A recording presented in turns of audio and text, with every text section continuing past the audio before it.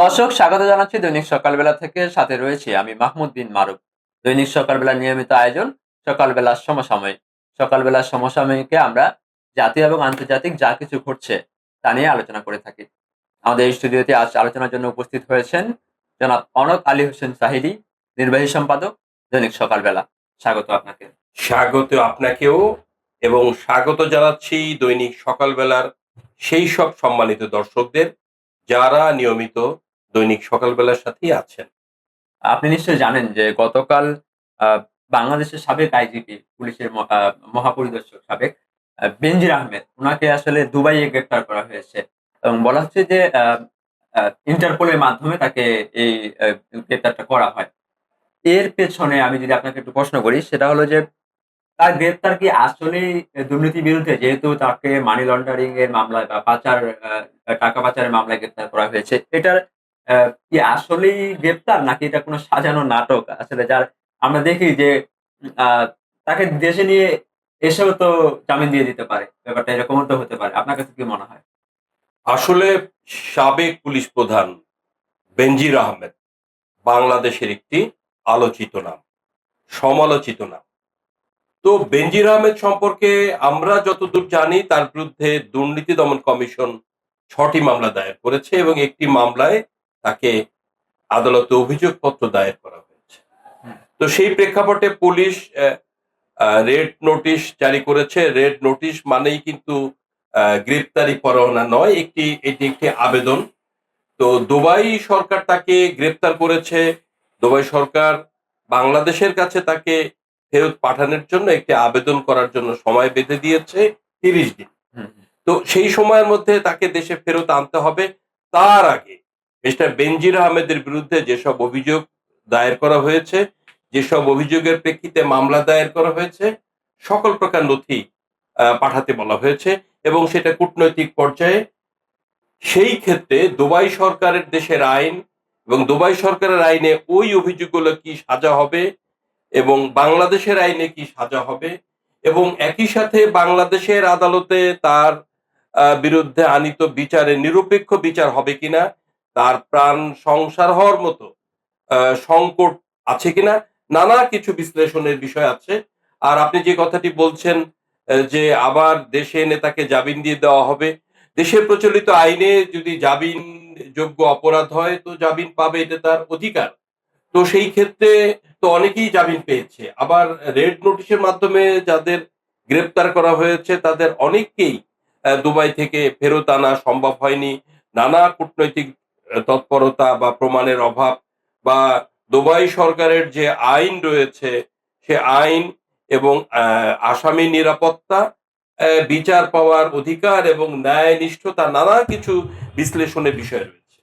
আপনি বলছিলেন যে দুবাই সরকার আসলে ৩০ দিনে একটি প্রত্যর্পণ চুক্তি করার জন্য তাদেরকে আবেদন দেয়ার একটা সময়সীমা বেঁধে দিয়েছে।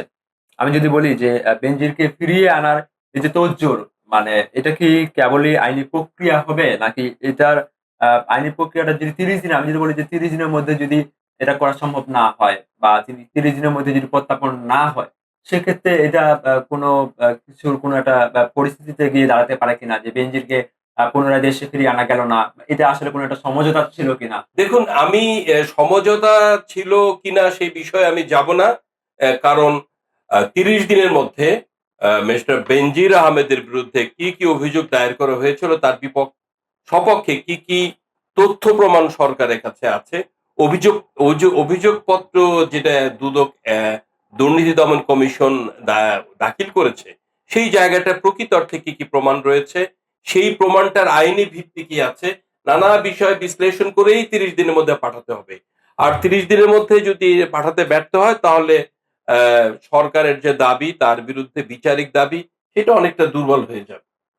আপনাকে যদি আমি বলি যে এই ৩০ দিনের ভেতর তাকে নিয়ে আনাও হলো, ধরলাম যে তাকে ফিরিয়ে নিয়ে আসা হলো। আমাদের বিচার ব্যবস্থার কথা যদি বলি আমি, বিচার ব্যবস্থা কিন্তু এখনো দুর্বল বলতে গেলে এক প্রকার। এই যে বিচার ব্যবস্থা আমাদের অতীত রেকর্ডও বলে যে আমাদের প্রভাবশালী যারা রয়েছে তাদের ক্ষেত্রে বিচার ব্যবস্থা মনে হয় একটু ছাড় দেওয়ার চেষ্টা করে, এরকমই কোনো একটা। আপনার কাছে কি মনে হয় যে বেনজির আহমেদের মতো এত প্রভাবশালী একজন আইজিপি, যিনি আওয়ামী লীগ সরকারের আমলে অনেক প্রভাবশালী ছিলেন বলতে গেলে। এই প্রভাবশালী আইজিপি কি আসলে শাস্তির মুখোমুখি কি করতে পারবে আদৌ? আপনার কাছে কি মনে হয়? আসলে বাংলাদেশের বিচার ব্যবস্থা এবং আইন এবং তার বিচারিক নিয়ন্ত্রণ এই জায়গাগুলো যদি আমি একটু ঐতিহাসিকভাবে বিশ্লেষণ করি, যে অন্তর্বর্তীকালীন সরকার ডক্টর মোহাম্মদ ইউনূস, হুম, হুম, আমরা জানি যে বিচার বিভাগ একটি আলাদা বিষয় রাষ্ট্রের। হুম, হুম, নির্বাহী বিভাগ আলাদা, শাসন বিভাগ আলাদা। হুম, তো দেশের সরকার যদি কোনো আসামি সম্পর্কে আগেই রায় দিয়ে দেয় যে তিনি খুনি, তিনি অপরাধী, তাহলে সরকার নিয়ন্ত্রিত বিচার বিভাগ সেখানে কি করবে? হুম, তো সেই অতীতের অভিজ্ঞতা থেকে দেশের বাইরেও আমাদের বিচার বিভাগ নিয়ে নানা বিতর্ক ছিল, হুম, এখনো বিতর্ক আছে।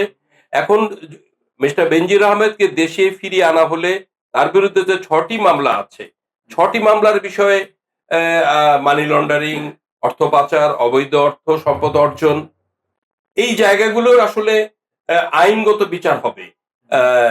তিনি বিভিন্ন সময় বিভিন্ন জায়গায় সরকারের বিভিন্ন পদে ছিলেন এবং তিনি পুলিশের সহকারী পুলিশ কমিশনার থেকে আইজিপি পর্যন্ত হয়েছে। তার কর্মজীবনের যেসব জায়গায় চাকরি করেছেন, হুম, তার অতীত ইতিহাস, তার ঊর্ধ্বতন কর্তৃপক্ষ তার সম্পর্কে তার চাকরিগত নথিতে কি বলেছে, সেগুলো কিন্তু বিচারিক বিষয় হয়ে আসবে।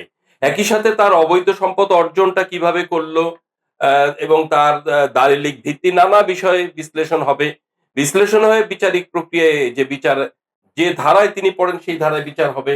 আর যেটা বললেন আবার তিনি জামিন পেয়ে যাবেন কিনা, প্রথমেই আপনি একটা আশঙ্কা প্রকাশ করলেন।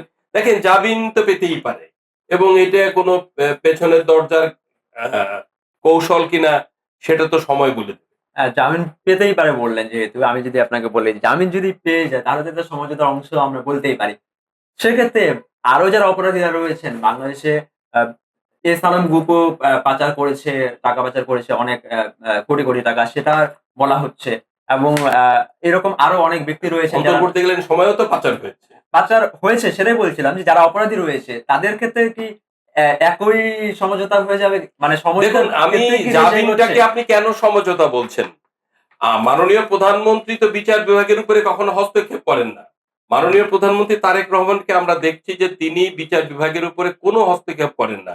এখন বিচার বিভাগ যদি তাকে বিচারিক দুর্বলতার কারণে এবং সরকারের অ্যাটর্নি জেনারেল সহ আ দুর্নীতি দমন কমিশনের আইনজীবীদের দুর্বলতার কারণে দুর্বল তথ্য প্রমাণের প্রেক্ষাপটে যদি তিনি জামিন পেয়ে যায়, সেক্ষেত্রে আপনি কি বলবেন? আমি আপনার কাছে সর্বশেষ প্রশ্ন রাখতে চাই যে শুধু ব্যক্তি বেনজির আহমেদ নয়, আরো অনেক এর বিরুদ্ধে এসব অভিযোগ রয়েছে টাকা পাচারে, মানি লন্ডারিং এর ব্যাপারে। আপনার কাছে আমি সবচেয়ে জানতে চাইবো যে যারা টাকা পাচার করছেন, মানি লন্ডারিং করছেন, দেশের টাকা বাইরে নিয়ে বিভিন্ন খাতে তারা ইনভেস্ট করছেন।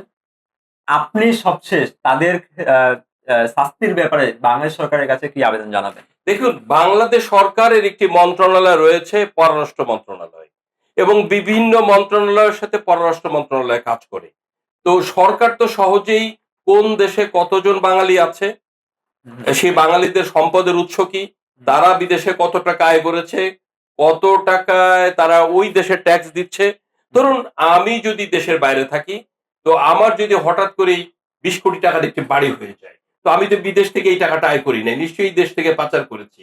এটা চাইলে সরকার সহজেই ধরতে পারে এবং সেই ক্ষেত্রে এই দেশে তার কি কি সম্পদ আছে সেগুলো বাজেয়াপ্ত করতে পারে। অর্থাৎ সরকারের রাজনৈতিক উদ্দেশ্য, কূটনৈতিক তৎপরতা এবং দেশের প্রতি মমত্ববোধ এবং এ এই জায়গাগুলো নিশ্চিত না করতে পারলে তো আপনি টাকা পাচার হতেই থাকবে। টাকা পাচার করেই তো মানুষ ছাড় পেয়ে যাচ্ছে। এই জায়গাটা বন্ধ করতে গেলে সরকারকেই সর্বোচ্চ কঠোর ভূমিকা রাখতে হবে। আর সেইটার মাধ্যমেই আমাদের পাচার বন্ধ হবে। ধন্যবাদ আপনাকে। দৈনিক সকালবেলায় সময় দেওয়ার জন্য আপনার প্রতি কৃতজ্ঞতা। আপনাদের প্রতি কৃতজ্ঞতা আমাকে আমন্ত্রণ জানানোর জন্য। দর্শক এতক্ষণ দেখছিলেন সকালবেলা সমসাময়িকে আমাদের নিয়মিত আয়োজন। আ আমরা নিশ্চয়ই পরবর্তীতে আরো কোনো এপিসোডে নতুন কোনো বিষয় নিয়ে কথা বলব। ততক্ষণ পর্যন্ত ভালো থাকবেন, সুস্থ থাকবেন। আল্লাহ হাফেজ।